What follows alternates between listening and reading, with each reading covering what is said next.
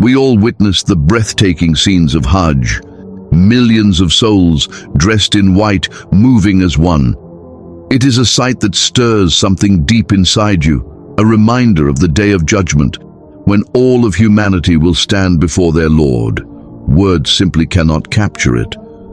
But now, as the Hajjis return to their nations and prepare to rest, many find that their work has taken an even more tiresome turn. A clip from Muzdalifah has now gone viral, which answers the question, what happens after the Hajjis retreat? What happens when the talbiyah grows quiet, when the crowds begin their journey home, and when the holy sites are left behind? The clip shows a massive transformation of the Muzdalifah region, from being completely messy to being spotlessly clean, and that too within a few hours. According to official figures released by the Holy Makkah municipality and the Ministry of Municipalities and Housing, in Mina and Muzdalifah alone, between just the 10th and 14th of Dhul Hijjah, more than 472.3 tons of waste were collected and removed. Some reports confirm that Muzdalifah alone was cleared within just a few hours of the pilgrims' departure. Now let that number sink in. 472 tons. That is the equivalent of hundreds of cars worth of weight. Discarded ihram garments, umbrellas, water bottles and food packaging, scattered across open fields, roads, bridges and mountain slopes. And it was all collected, sorted and transported within 96 hours. 4 days. That's it. But this was no ordinary cleanup. This was a military-level operation. The municipality deployed heavy and light machinery, advanced street sweepers, loaders, and waste compacting trucks running continuously, day and night. Highly trained field teams worked in rotating shifts under the blazing summer sun, temperatures soaring and bodies exhausted, yet not a single worker stopped. GPS technology was used to map vehicle routes and ensure not one corner of the holy sites was missed. Waste containers had been strategically positioned even before the pilgrims arrived. The result? If you place a photo of Muzdalifah during Hajj next to a photo taken just days later, you would genuinely struggle to believe they are the same place. Washed, sanitized and restored. It's as if millions of people had never been there at all.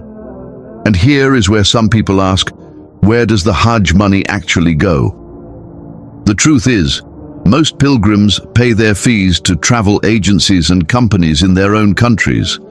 Meanwhile, Saudi Arabia spends billions of riyals preparing the holy sites, upgrading infrastructure and providing health and security services, and then spends billions more on the cleanup, operations and rehabilitation of these sites once the season ends.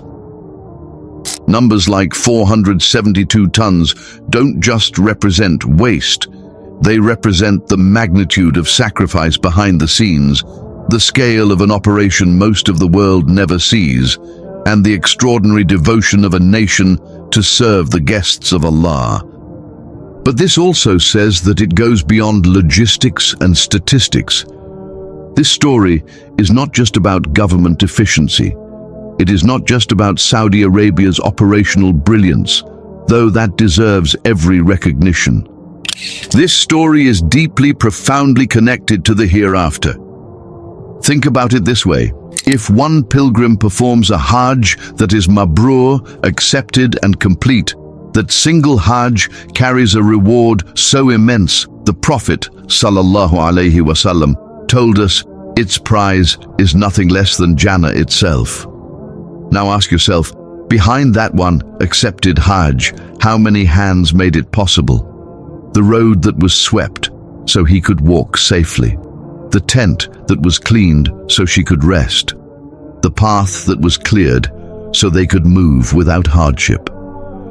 Every single person who contributed to making that Hajj smooth, dignified and possible, they carry a share of that reward. Now multiply that by 1.9 million pilgrims. Imagine facilitating the Hajj of 1.9 million of the guests of Allah.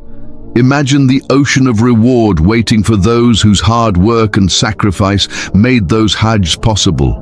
This is not speculation. This is the mercy and the mathematics of Allah's generosity. Today, when we see the massive transformation of the Muzdalifah region, we shouldn't only give credit to the government of Saudi Arabia, but also to every single worker who put in immense hard work to ensure the smooth Hajj of every single pilgrim. It's a message to every single cleaning staff member. The one cleaning the toilets of Hajis, the one picking up medicine wrappers, the one cleaning the dust, the one picking up garbage bins, or the one cleaning a forgotten corner of Muzdalifah at 3 in the morning. The one whose back ached and whose name no one knew. The one who was too exhausted to lift their head but kept working anyway. The one who felt invisible. You are not invisible. Allah saw every single step you took, every bag you lifted, every road you swept, every moment you pushed through exhaustion for the sake of His guests. Every drop of sweat from your head is not without a reward. Every tear you shed because of the weight of your tasks is not less worthy than a pearl. The world may overlook you, but your Lord will not. The reward waiting for you is so vast, so beyond what you can currently imagine, that on the day you receive it, you will be pleased. Completely, utterly, overwhelmingly pleased. Allah Himself promised in the Holy Quran that He will not let the reward of those who do good be lost. As for those who believe and do good, we certainly never deny the reward of those who are best in deeds. Behind every Hajj season are millions of pilgrims seeking Allah. And behind every one of those pilgrims are the unsung heroes who made their journey to Allah a little easier. May Allah reward them all, beyond their imagination.